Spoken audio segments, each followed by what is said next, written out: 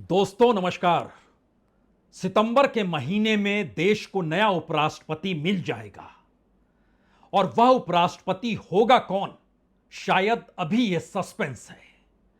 लेकिन उपराष्ट्रपति पद से इस्तीफा देने के बाद की परिस्थितियों ने इस देश की उस राजनीति की परतों को उघाड़ कर रख दिया है जिसके आश्रय कोई भी कह सकता है मौजूदा वक्त में सरकार संकट में है। एक ऐसे संकट में है जिसमें इस देश के भीतर की राजनीति भी प्रभावित होगी और अंतर्राष्ट्रीय दबाव भी बढ़ता चला जाएगा।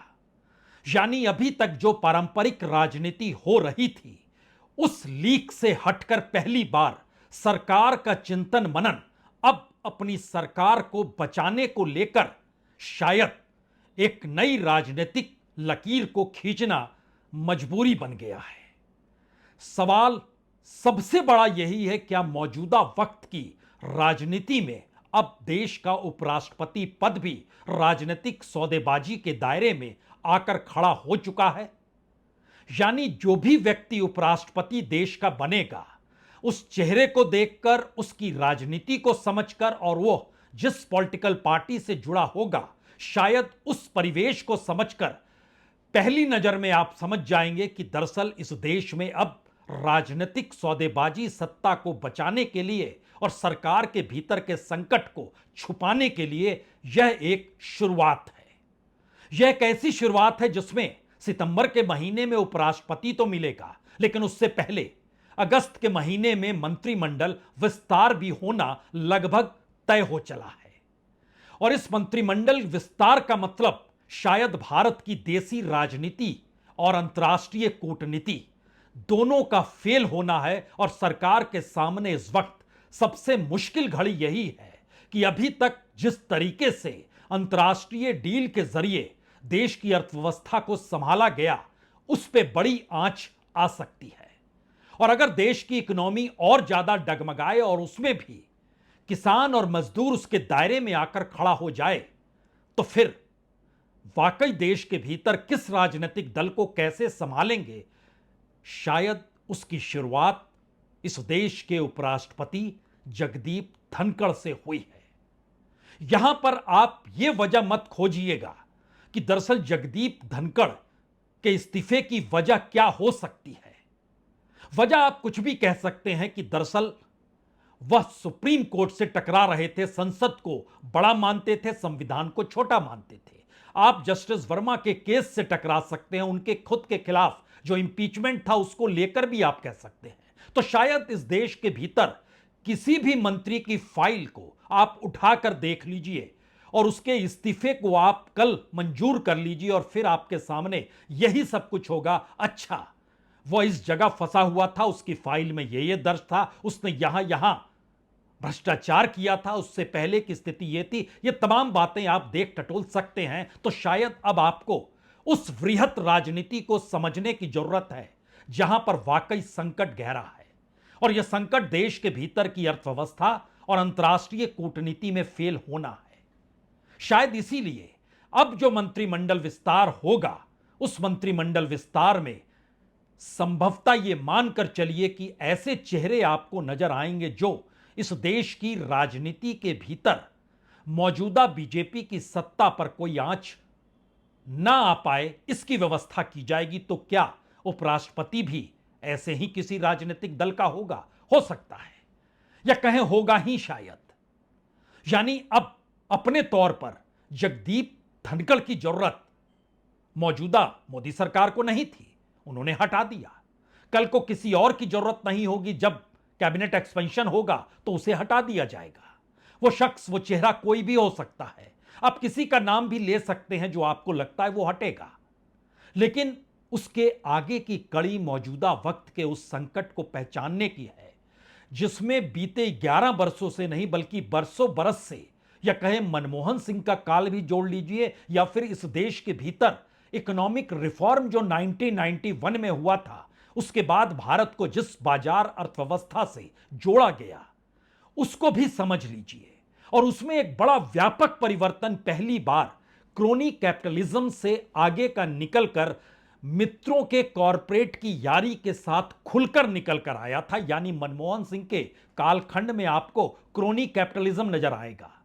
कॉरपोरेट से रिश्ते, कॉरपोरेट के साथ बिजनेस, कॉरपोरेट के लिए बिजनेस, ये सारी बातें आती हैं, लेकिन उसमें चुनिंदा लोगों को साथ खड़े करके सत्ता को बचाना और सत्ता को बचाते हुए उनके अनुकूल हो जाना, यह स्थिति लगातार इस देश ने बाखूबी खुलकर देखी। इस देश के भीतर जो सार्वजनिक उपक्रम ढहते हैं, तो उस सार्वजनिक उपक्रमों के ढहने के साथ जो निजीकरण और प्राइवेट हाथों में सब कुछ सौंपने की जो पूरी प्रतिज्ञा बिल्कुल अमेरिकन स्टाइल में की गई, वेस्टर्न स्टाइल में की गई, उसमें इस बात को बिल्कुल नहीं समझा गया कि भारत जैसे देश में सार्वजनिक यानी पब्लिक सेक्टर क्यों जरूरी है।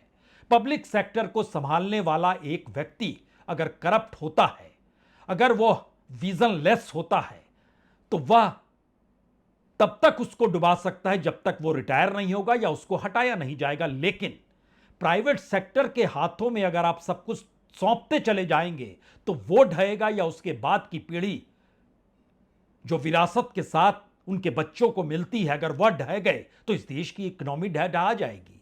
शायद यह संकट अंतर्राष्ट्रीय तौर पर गूंज रहा है और इसके आगे की कड़ी यह हो चली है कि जिस लिहाज से भारत के संबंध आर्थिक तौर पर अमेरिका के साथ खड़े थे, उसके साथ पांचवां राउंड लगभग डिरेल्ड हो चला है। वह जिस हक के साथ भारत के बाजार में घुसना चाहता है, उसकी इजाजत प्रधानमंत्री मोदी देने को तैयार नहीं है। मोदी जानते हैं कि अगर अमेरिका के साथ फ्री ट्रेड की तर्ज पर डील हो गई तो फिर भारत का किसान तबाह होगा, मजदूर किसान दोनों तबाह होंगे और डेयरी वह भी तबाह होगी। यानी लगभग 20 से 25 करोड़ लोगों पर सीधे आंच आएगी। सिर्फ 3 रिफॉर्म के कानून एग्रीकल्चर को लेकर प्राइम मिनिस्टर मोदी ही लाए थे, जिसके खिलाफ किसानों ने आंदोलन किया तो 1 बरस के भीतर सरकार को झुकना पड़ गया और माफी मांगनी पड़ गई। लेकिन यह परिस्थितियां भयावह है। तो क्या वाकई राष्ट्र हित को लेकर जिस रास्ते प्रधानमंत्री मोदी चल निकले हैं, उसमें उनके सामने अंतर्राष्ट्रीय डील को अब थामना और देश को उसके अनुकूल करना एक मुश्किल काम है? लेकिन इसके साथ एक दूसरा सवाल भी जुड़ा है। वेस्टर्न पावर भारत को आर्थिक तौर पर संपन्न होते हुए देखना नहीं चाहते हैं। भारत की बढ़ती हुई इकोनॉमी, यह सवाल है। लेकिन इन सबसे भी आगे का सवाल यह है कि इस दौर में जो भारत पर सेकेंडरी सैंक्शंस लगाए गए, उन सेकेंडरी सैंक्शंस का मतलब भारत की अर्थव्यवस्था को डामाडोल करना भी है। और एनर्जी के क्षेत्र में अब प्रधानमंत्री ब्रिटेन जा रहे हैं। ब्रिटेन के साथ एफटीए पर साइन होंगे, फ्री ट्रेड एग्रीमेंट होगा जो लगभग 6 महीने से 1 साल के भीतर इंप्लीमेंट हो जाएगा। अमेरिका के साथ फ्री ट्रेड नहीं है, ब्रिटेन के साथ है, लेकिन ब्रिटेन में वो माल भारत में नहीं आएंगे जो भारत के बहुसंख्यक तबके को प्रभावित कर सके, वो क्लास को प्रभावित करेंगे। और भारत अपने तौर पर अपनी इकोनॉमी को संभाले, डील करे, और अगर डील ना करे तो वह अंतर्राष्ट्रीय ताकतें क्या कुछ करेंगी या इस देश की इकोनॉमी डगमगाएगी तो इस देश के भीतर की देसी राजनीति भी डगमगाएगी। और शायद इसीलिए इस दौर में अब यह माना जा रहा है कि अगर उपराष्ट्रपति का पद भी राजनीतिक सौदेबाजी के दायरे में अपने सहयोगियों को देने की तैयारी है, तो अगला सवाल यह भी है कि जो कैबिनेट एक्सपेंशन होगा यानी मंत्रिमंडल विस्तार होगा, उसमें आपको कुछ नए चेहरे एनडीए के बाहर के भी दिखाई दे सकते हैं। बार बार इस बात का जिक्र होता है कि जयशंकर को भी एक चेहरा साथ में चाहिए जो अंतर्राष्ट्रीय डील कर सके। तो क्या उसके लिए बेहतरीन नाम शशि थरूर का है? और शशि थरूर से जब आज यह पूछा गया कि आपको लेकर कांग्रेस के लोग बिल्कुल नकारात्मक क्यों है, तो उन्होंने कहा मैं क्या जानूं, वही जाने। लेकिन बात उसके आगे की है, हम इस पर भी आए। इससे पहले 3 बातों पर गौर कर लीजिए। पहली बात, भारत के भीतर की अर्थव्यवस्था अगर डगमगाती है और ज्यादा, और भारत के राज्यों के सामने संकट गहराता है और ज्यादा, और इकोनॉमी के गहराने का संकट अगर सीधे सीधे कच्चे तेल या भारत की एनर्जी सेक्टर से जुड़ जाता है, और शायद इस परिस्थिति में जो टैक्स वसूली भारत के भीतर सरकार कर रही है, उसमें पहली बार वो जीएसटी में 12% नीचे आने का जिक्र भी कर चुकी है। सवाल सबसे बड़ा यह हो चला है, क्या जो बैलेंस बैठाना था देश के भीतर की राजनीति को साधने के लिए और उस राजनीति को साधते हुए सत्ता में बने रहने के लिए और सत्ता में बने रहने के लिए जो अंतर्राष्ट्रीय तौर पर अभी तक जो एक छवि बनाई गई और जो क्रिएट किया गया था, वो सारी स्थिति डामाडोल हो चुकी है और पहली बार कैबिनेट या पूरे मंत्रिमंडल से कोरे कागज पर हस्ताक्षर भी लिए जा चुके हैं क्या? क्योंकि कौन कहां कब किस रूप में छोड़कर चला जाए और अंतर्राष्ट्रीय तौर पर अगर ऐसी परिस्थिति बनती चली जाए कि भारत की इकोनॉमी डामाडोल है, तो आपको 2-3 आवाजें सुननी होगी। ममता बनर्जी बंगाल से कहती हैं हम दिल्ली की सत्ता को गिरा देंगे, अब बड़ा खेला हो वो। चंद्रबाबू नायडू एक संकेत देते हैं कि जिस तर्ज पर इस देश के इंस्टीट्यूशन बीजेपी के लिए काम कर रहे हैं, वो उसे अपने राज्य में होने नहीं देंगे। जनता दल यूनाइटेड के भीतर की आवाज गूंजने लगती है कि नीतीश के बेटे को लेकर आइए, तुरंत लाइए, तो क्या नीतीश को दिल्ली भेज दीजिए। इस तमाम परिस्थिति के बीच जो विपक्ष की राजनीति को साधने वाले छत्रप या राष्ट्रीय राजनीति को साधते हुए कांग्रेस के भीतर के नेता, क्या अब उनके लिए एक रास्ता इस मंत्रिमंडल विस्तार में खुलेगा? और उपराष्ट्रपति और आने वाले वक्त में राष्ट्रपति अब आपको बहुत प्रोफेशनली दिखाई देंगे, क्योंकि अंतर्राष्ट्रीय तौर पर भारत को अपनी छवि को गढ़ना है। और इस छवि का मतलब यह है कि जो समझौते जिस तर्ज पर इससे पहले सिर्फ और सिर्फ प्रधानमंत्री मोदी की यात्राओं से होते थे, अब वह भरभरा कर और उसका जो चकाचौंध था वो खत्म हो चुका है। भरभरा कर वो सब कुछ ढह चुका है। नए सिरे से परिस्थितियों को मथना है। और शायद इसीलिए पहली बार भारत के प्रधानमंत्री यूनाइटेड किंगडम जा रहे हैं और उससे पहले विदेश मंत्रालय के प्रवक्ता विक्रम मिस्त्री सामने आकर कहते हैं, देखिए यूरोपीय यूनियन ने हमारे एक कंपनी पर प्रतिबंध लगाया है जो एनर्जी के क्षेत्र से जुड़ी है। ब्रिटेन ऐसा नहीं करेगा, यह उन्हें भरोसा है। और जो किया गया है एनर्जी को लेकर वह भी गलत किया गया है। तो प्रधानमंत्री जा रहे हैं, बातचीत इस पर जरूर होगी। We have not yet seen any actions by the UK insofar as matters related to secondary sanctions, etc. are concerned. In any case, we have made very clear our view with regard to secondary sanctions. I think what you are pointing to in terms of the recent announcement by the European Union, we have been very clear that insofar as energy security is concerned, it is the highest priority of the government of India to provide energy security for the people of India. Energy को लेकर चिंता जायज है। इसका मतलब यह भी है कि अगर अमेरिकी डील होती है तो उसमें तेल जो है रूस से नहीं खरीदना है, वह अमेरिका से खरीदना है। हथियार रूस से नहीं लेने हैं, वह अमेरिका से लेने हैं। वेस्टर्न वर्ल्ड का दबाव है, यूरोपीय यूनियन ने शुरुआत कर दी है, यानी उसका प्रभाव भारत की इकोनॉमी पर पड़ेगा, इससे कोई इनकार कर नहीं सकता है। लेकिन अगला सवाल यह भी है कि भारत जिस बाजार अर्थव्यवस्था को अपनाता है, जिस कॉरपोरेट के आश्रय चलता है, वहां पर भी पहली बार उसे मुश्किल होगी।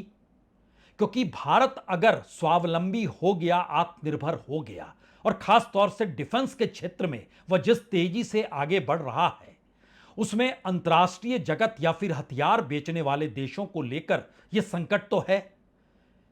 और अमेरिका को खास तौर से संकट है। अगर भारत ने खुद अपने हिसाब से हथियार बनाने शुरू कर दिए तो फिर उसका बाजार तो गायब हो जाएगा। तो भारत कम से कम ऐसी स्थिति में ना आए कि वह हथियारों का इंपोर्ट ना करे। भारत की इकोनॉमी जिस रफ्तार से चल रही है, वह रफ्तार रिवर्स दिशा में आ जाए।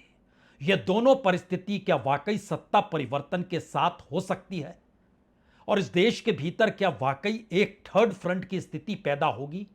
वो चंद्रबाबू नायडू हो, वो नीतीश कुमार हो, वो ममता बनर्जी हो, वो अखिलेश यादव हो, इन तमाम परिस्थितियों को अगर समझते चले जाइए तो अब मोदी सरकार के सामने भी यह संकट है कि सबके लिए कुछ ना कुछ तो दरवाजे खोलने ही होंगे।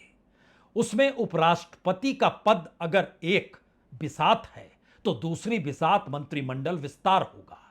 तीसरी बिसात किसी भी हालत में अपनी सत्ता को बचाने के लिए तमाम रास्तों को खोलना होगा।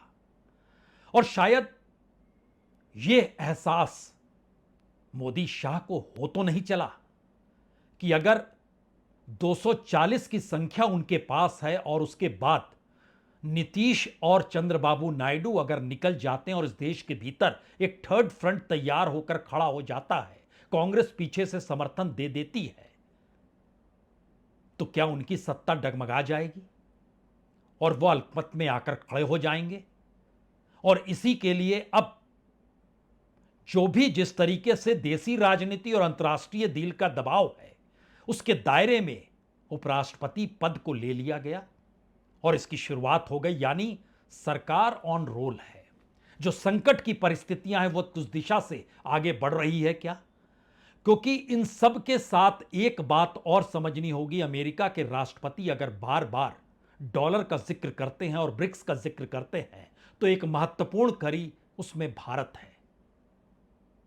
भारत, चीन, ब्राजील। ध्यान दीजिए, तो चीन और ब्राजील को लेकर अमेरिका दो दो हाथ करने को तैयार है, लेकिन भारत के खिलाफ अभी वो खुले तौर पर उभरकर सामने नहीं आया है।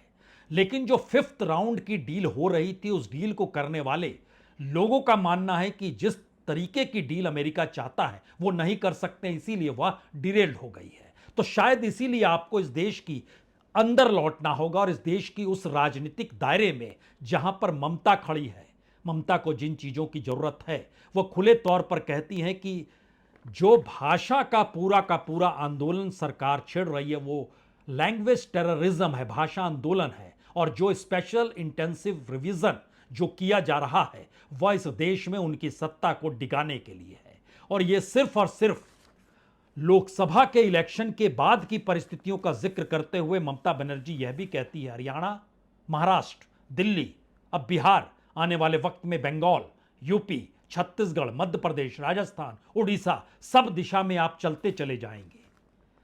यानी छत्रपों की टीम अपने तौर पर अपने अस्तित्व की लड़ाई लड़ रही है। कांग्रेस पार्टी उस विजन को अभी तक रख नहीं पा रही है कि उसका विजन इस अंतर्राष्ट्रीय प्रोसेस में क्या होगा। लेकिन अंतर्राष्ट्रीय तौर की राजनीति समझ रही है कि कांग्रेस का विजन क्या होगा। वह अमेरिका के करीब वह भी नहीं जा सकती है।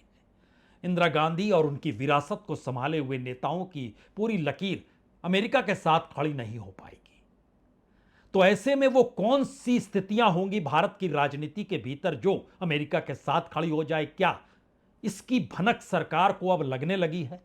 और इसीलिए ये पूरी की पूरी प्रक्रिया में अब उसने तय किया है कि vice president, cabinet expansion, foreign minister और इन सब के साथ अंतर्राष्ट्रीय तौर पर परिस्थितियों को संभालना नीतीश और चंद्रबाबू नायडू को लिए पोटली में कुछ और नए तरीके से दे देना, अमेरिका के साथ जो भी फ्री ट्रेड की परिस्थिति हो उसके लिए मुश्किल हालात है, अपनी आर्थिक स्थिति को संभालना जरूरी है और इसके लिए टैक्स या जीएसटी में रियायत की भी तैयारी है। तो क्या ऐसे में अब बीजेपी के बाहर की जो पॉलिटिकल पार्टीज है उनको भी लाया जाएगा? इसीलिए आज पूछा भी जा रहा था शशि थरूर से, आपके खिलाफ कांग्रेस के ही नेता क्यों हैं?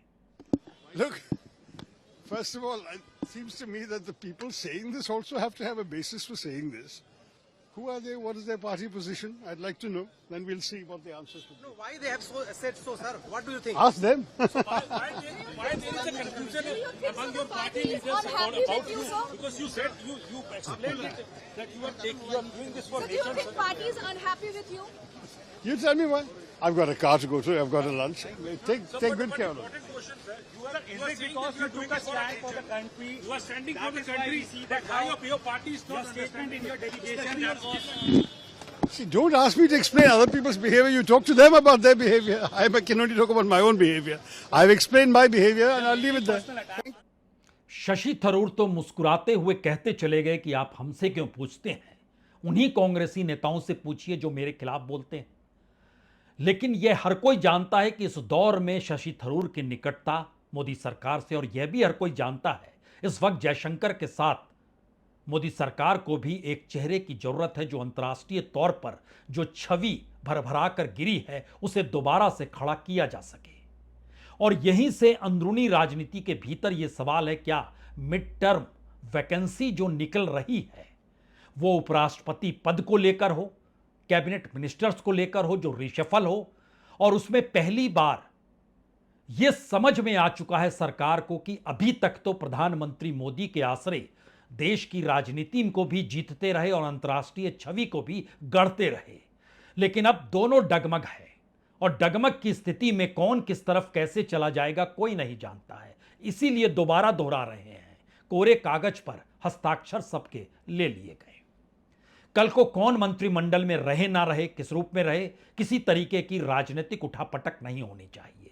और अगर राजनीतिक उठापटक होती है तो यह मिड टर्म वैकेंसी जो है ये कहीं ऐसी स्थिति में इस देश को लाकर खड़ा ना कर दे जिसमें मिड टर्म पोल की दिशा में भी जाना पड़ जाए। यानी कल को अगर मोदी सरकार खुलकर कहती है कि अमेरिका के साथ डील नहीं होगी, इस देश के भीतर की जो इकोनॉमी को संभालने की समझ है उसमें महंगाई का सवाल, बेरोजगारी का सवाल, यानी कोर सेक्टर के नेगेटिव होने का सवाल, प्रोडक्शन का सवाल, कच्चे तेल और एनर्जी का सवाल, टैक्स और जीएसटी का सवाल, और इन सब के बीच कैच 20 का सवाल, यानी तमाम इकोनॉमिक और पॉलिटिकल सिचुएशन एक साथ एक दिशा में आकर खड़ी हो जाए तो क्या यह mid term vacancy mid term poll में नहीं तब्दील हो जाएगी?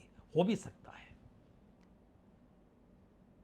क्योंकि यह लड़ाई बड़ी है और इस लड़ाई में सरकार समझ चुकी है कि संकट गहरा है। और संकट अगर गहरा है तो फिर इसके मतलब बहुत साफ हैं कि अब नए सिरे से पहली बार सरकार को बिल्कुल इस उम्मीद और इस भरोसे के साथ खड़े करने की सोच है जहां पर बिल्कुल इस देश की अर्थव्यवस्था और इस देश की राजनीति को गढ़ने के लिए बीजेपी यह मजबूती चाहती है कि पहले यह तय हो जाए कि उसकी सत्ता आहत नहीं होगी। तो फिर वह कोई भी पद हो सकता है। आपके भीतर यह सवाल होगा कि आखिर कोई पार्लियामेंट्री सिस्टम भी चलता है कि नहीं चलता है। तो एक बात तो तय है, इस देश ने 11 वर्षों से परख लिया, देख लिया। यह देश बिल्कुल सीईओ जैसे किसी कंपनी को चलाते हैं वैसी ही तर्ज पर इस देश को राजनीतिक तौर पर चलाया जा रहा है। एक व्यक्ति महत्वपूर्ण है, उसके साथ खड़ा दूसरा व्यक्ति महत्वपूर्ण है, इसके बाद एक लंबा गैप है और सब कुछ उन्हीं पर निर्भर है। और पहली जरूरत है कि यह सरकार गिरनी नहीं चाहिए। तो ना गिरने देने की परिस्थितियों की बिसात पर कौन प्यादा है, कौन वजीर होगा, यह तय भी आने वाले वक्त में बहुत तेजी के साथ होगा, क्योंकि यूरोपीय यूनियन का प्रतिबंध, भारत के कॉरपोरेट के भीतर से उठते हुए सवाल, इस देश के नागरिकों पर पड़ने वाला आर्थिक बोझ और अंतर्राष्ट्रीय छवि के धूमिल होने की परिस्थितियों के बीच मौजूदा राजनीतिक सत्ता को कहां खड़ा होना है या वो कहां खड़ा हो पाएगी, अब उसकी लड़ाई शुरू हो चली है। शायद इसीलिए जगदीप धनखड़ का इस्तीफे की वजह क्या है उसे आप मत देखिए। यह सिर्फ और सिर्फ एक प्यादे को खारिज या कहें शह दे के हटाने की स्थिति है। लड़ाई बड़ी है जिसकी शुरुआत हो चुकी है। बहुत बहुत शुक्रिया, बहुत बहुत शुक्रिया।